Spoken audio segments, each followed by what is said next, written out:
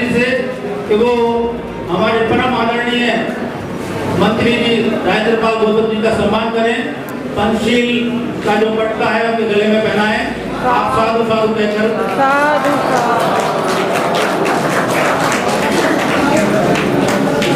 साथियों, करुणा के सागर सम्यक संबुद्ध संत कबीरदास जी, संत गुरु रविदास जी, गुरु नानक देव जी, ज्योतिराव फूले जी, सावित्रीबाई फूले, फातिमा सेठ और चौधरी महाराज, पेरियार, डॉक्टर बाबा साहेब अम्बेडकर एवं मानव कांसीराम साहब के चरणों में कोटि कोटि नमन करते हुए आदरणीय भिक्षु संघ, बुद्धिस्ट सोसाइटी ऑफ इंडिया के सभी पदाधिकारीगण, सभी उपासकगण और जो आज धम्म दीक्षा लेने के लिए आए हैं, उन सबको शुभकामनाएं देते हुए आप सबको आज अशोक विजयदशमी का एक ऐसा पर्व है जो हमारे पूरे बहुजन समाज का बहुत ही बड़ा त्योहार है।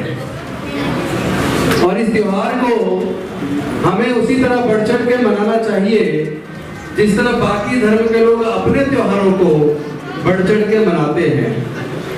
आज के दिन कलिंग विजय प्राप्त करने के बाद जब सम्राट अशोक ने देखा कि चारों तरफ लाशें ही लाशें पड़ी हैं, तो उनके मन में एक प्रश्न उठा कि आखिर मैंने विजय किस पे हासिल की। चारों तरफ खून ही खून है, क्या मैं इनमें से एक को भी जीवित कर सकता हूं? मैं अगर किसी एक को भी जीवित नहीं कर सकता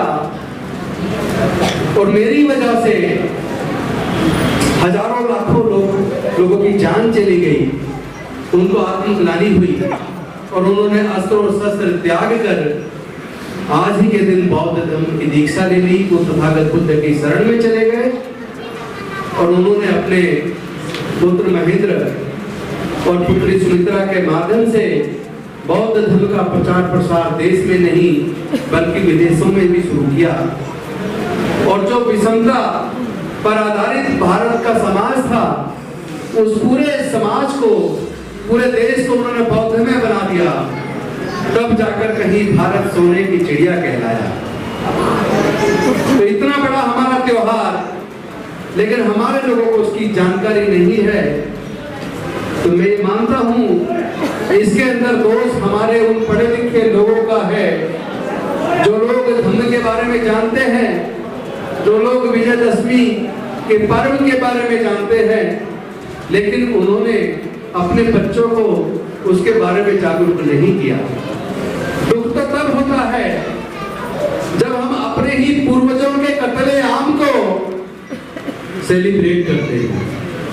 सेलिब्रेशन वो लोग कर रहे हैं, उन्हें करना चाहिए।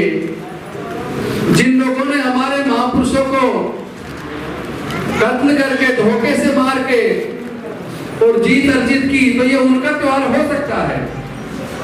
लेकिन हमारे पूर्वजों की धोखे से हत्या हुई और हमारे ही लोग उसको फिर सेलिब्रेट करें, इससे ज्यादा दुखदाई शर्म की बात कोई दूसरी हो नहीं सकती। आज जो पूरे देश के अंदर वातावरण है, आप देख लीजिए, चारों तरफ हमारे लोगों का कत्लेआम हो रहा, हमारी बहन बेटी की इज्जत लूटी जा रही है। अनफॉर्चुनेट बात तो यह है कि देश में 130 से 135 करोड़ लोग हैं और इस 130 से 135 करोड़ में 111, 110 से कम 110 करोड़ लोग बहुजन समाज के, जिनको हम अनुसूचित जाति और जनजाति और पिछड़े वर्ग के तौर पे नाम लेते हैं। ये बहुजन लोग 85% हैं और पूरे दुनिया के अंदर इस बात की स्टडी हुई है, अमेरिका ने इसकी स्टडी की है, हमारे खून के नमूनों की जांच हुई है और डीएनए जांच से पता लगा है कि देश के अंदर जो 85% बहुजन है, उनका खून एक है, उनके पूर्वज एक थे। हमारे पूर्वज बौद्ध थे। हमारी जो बौद्ध संस्कृति थी वो इतनी रिच कल्चर है, बहुमूल्य संस्कृति जिसमें सबके लिए समता है, मैत्री है, भाईचारा है, दया है, ममता है, करुणा है, समानता है, न्याय है, जहां किसी का शोषण के लिए कोई स्थान नहीं है, जहां कोई छोटा व बड़ा नहीं है, जो जिसमें बहुजन हिताय बहुजन सुखाय की कल्याणकारी भावना है।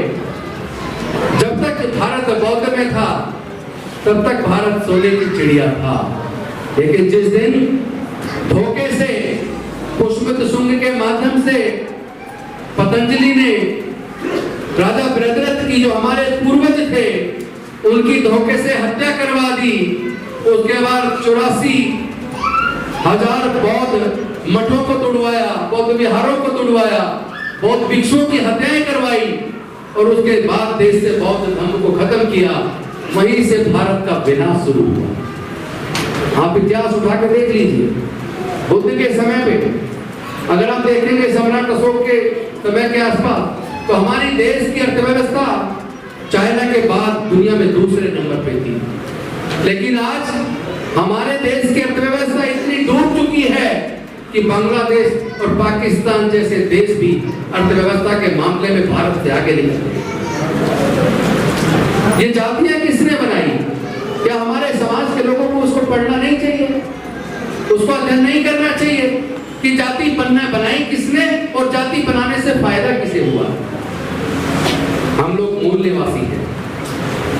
हड़प्पा संस्कृति हमारी संस्कृति थी, जिसमें हम सब लोग मिलजुल के रहते थे, तब कोई जातियां नहीं थी। लेकिन लगभग अब से 3,500-4,000 साल पहले जब आर्यंस भारत में आए, उन्होंने देखा कि यहाँ के जो लोग हैं वो बड़े भोले भाले हैं, आपस में मिलजुल के रहते हैं, कहीं भी देख लो तो शांति शांति और प्रगति ही प्रगति है।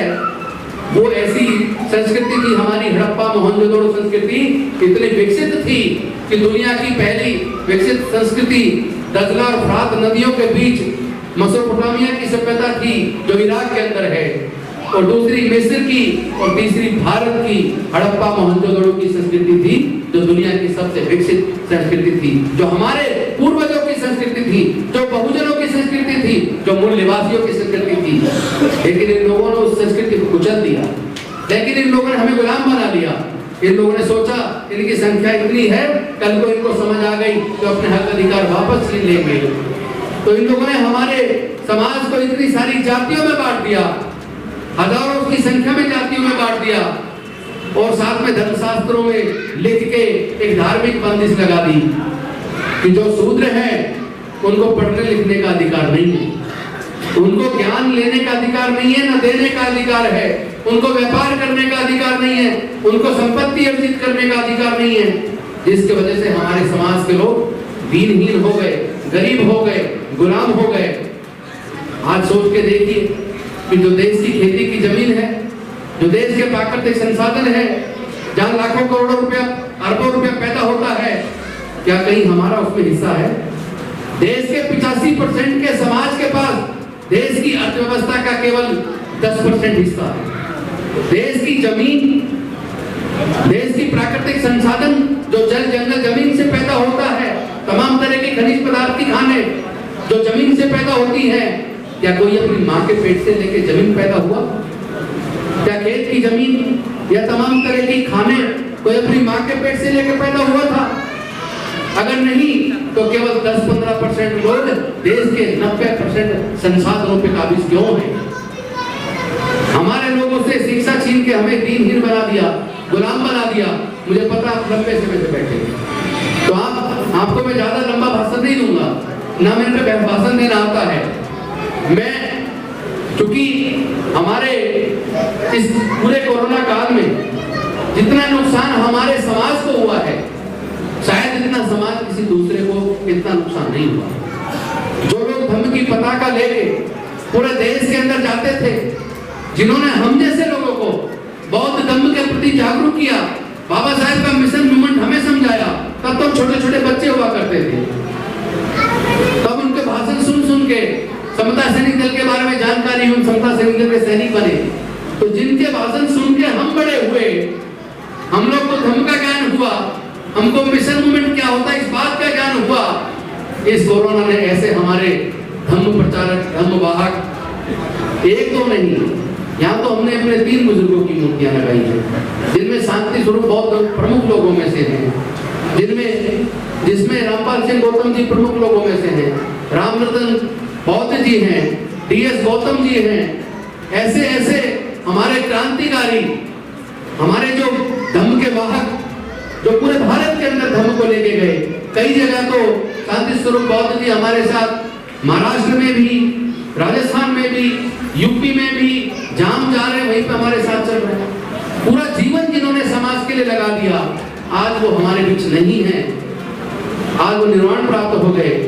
तो सबसे पहले मैं उन सबको अपने श्रद्धासुमन अर्पित करता हूँ और आपसे आह्वान करता हूँ कि जिस प्रकार उन्होंने अपना पूरा जीवन लगा के हमें जागरूक किया, उनको सच्ची श्रद्धांजलि तब होगी जब हम लोग उन्हीं की तरह अपने पूरे देश के अंदर अपने समाज को जागरूक करें और अपने अंदर से जो व्याप्त जातियां हैं, इन जातियों को खत्म करने का काम करें।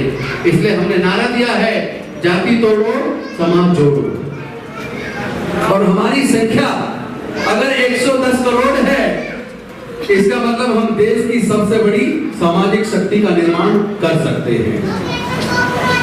हम देश के सबसे बड़े कंज्यूमर हैं, तो हम देश की आर्थिक शक्ति का निर्माण कर सकते हैं। अगर हम सारे बुद्धिजीवी हमारे समाज से एकजुट हो जाए और एक प्रण ले ले कि हमें अपने बीच में व्याप्त इस जाति व्यवस्था को खत्म करना है। अब हम सब लोग जिस धम्म को हमारे पूर्वज मानते थे, जो बहुमूल्य सांस्कृतिक विरासत है हमारी, बौद्ध में विरासत, आज हमें अगर अकल आ गई, समझ आ गई, तो क्या हमें अपने बुजुर्गों की उस बहुमूल्य सांस्कृतिक विरासत बुद्धिस्ट संस्कृति को नहीं अपना लेना चाहिए?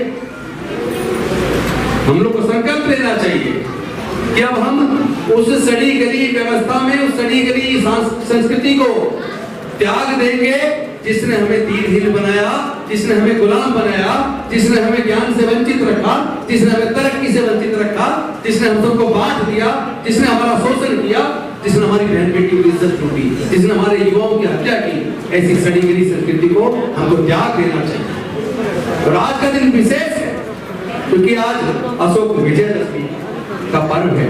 तो ऐसे दिन हम लोग को संकल्प लेना चाहिए कि हम खुद तो अपने बुजुर्गों की बौद्ध में संस्कृति में वापस आए, साथ में पूरे देश में फैले हुए अपने इस बहुजन समाज को, इन 110 करोड़ लोगों को हम लोग बौद्ध बनाएं। इसलिए हमने संकल्प लिया है इस 14 अक्टूबर को नागपुर की दीक्षा भूमि में कि हम आने वाले 5 साल के बाद 14 अक्टूबर 2025 को पूरे देश के अंदर एक ऐसा वातावरण तैयार करेंगे कि 14 अक्टूबर 2025 को देश में 10 करोड़ से ज्यादा लोग बौद्ध धर्म की दीक्षा लेंगे, अपने बुजुर्गों की संस्कृति को वापस अपनाएंगे। बहुत से लोग कह रहे हैं तुमने कुछ ज्यादा बोल दिया, तुमने कुछ ज्यादा बड़ा बोल दिया, कैसे कर पाओगे? मैं आप सबसे पूछना चाहता हूं, अगर हमारी संख्या 110 करोड़ है तो क्या 10 करोड़ कोई ज्यादा बड़ी संख्या है? पहले मजबूरी थी, हमारे पास साधन नहीं थे। सोचो डॉक्टर बाबा साहब अम्बेडकर जी ने जब 5 लाख लोगों को लेके बौद्ध धर्म की दीक्षा ली, कैसे 5 लाख लोगों तक पहुंचे होंगे? आने जाने का साधन नहीं था, फोन नहीं थे, चिट्ठी भी पहुंचने में कितना टाइम लगता होगा। जब उस वक्त उन्होंने 5 लाख लोगों को लेकर बौद्ध धर्म की दीक्षा ली, फिर चंद्रपुर में 5 लाख लोगों ने बौद्ध धर्म की दीक्षा ली, अलग अलग जगहों पे बौद्ध धर्म की दीक्षा लेने वाले थे। आपको पता नहीं जानकारी है या नहीं है, डॉक्टर बाबा साहब अम्बेडकर करोड़ों लोगों को उसी वक्त बौद्ध बनाने वाले थे, लेकिन उनके शरीर में साफ नहीं। 14 अक्टूबर और 6 दिसंबर कितना दिन उनको मिला? अगर वो कुछ दिन और जी जाते तो पूरे भारत को बौद्ध में बना देते, पूरे भारत में फैली जाति व्यवस्था को खत्म कर देते। अगर हम बाबा साहेब के बच्चे हैं तो हमको संकल्प करना चाहिए, जब आज हमें समझ आ गया हम बहुजन एक हैं, हमारा खून एक है, तो हमको अपने बीच फैली जाति व्यवस्था को तोड़ना होगा। जाति तोड़ो समाज जोड़ो, इस व्यवस्था पे हमें चलना होगा। और साथ में अपनी इस 110 करोड़ की इस संख्या को एक सामाजिक शक्ति के तौर पर तैयार करना पड़ेगा। अपने समाज के लिए एक आर्थिक नीतियां तैयार करनी पड़ेगी। हम खुद अपने लोगों के लिए रोजगार के साधन तैयार करेंगे, अपनी आर्थिक नीति तैयार करेंगे। हमारी संख्या ही हमारी ताकत है। दुनिया के सबसे बड़े कंज्यूमर हैं हम, और जब हम दुनिया के सबसे बड़े कंज्यूमर हैं तो दुनिया की सबसे बड़ी आर्थिक शक्ति बनने की ताकत रखते हैं। लेकिन विश्वास होना चाहिए, भरोसा होना चाहिए अपने ऊपर। जब हमारे इन बुजुर्गों ने जीवन लगा के हमें यहाँ तक पहुंचा दिया, और डॉक्टर बाबा साहेब अम्बेडकर जी ने अपना जीवन लगा के इनको यहाँ तक पहुंचा दिया, तो क्या आप और हम सब मिलके पूरे देश को बौद्ध में भारत नहीं बना सकते?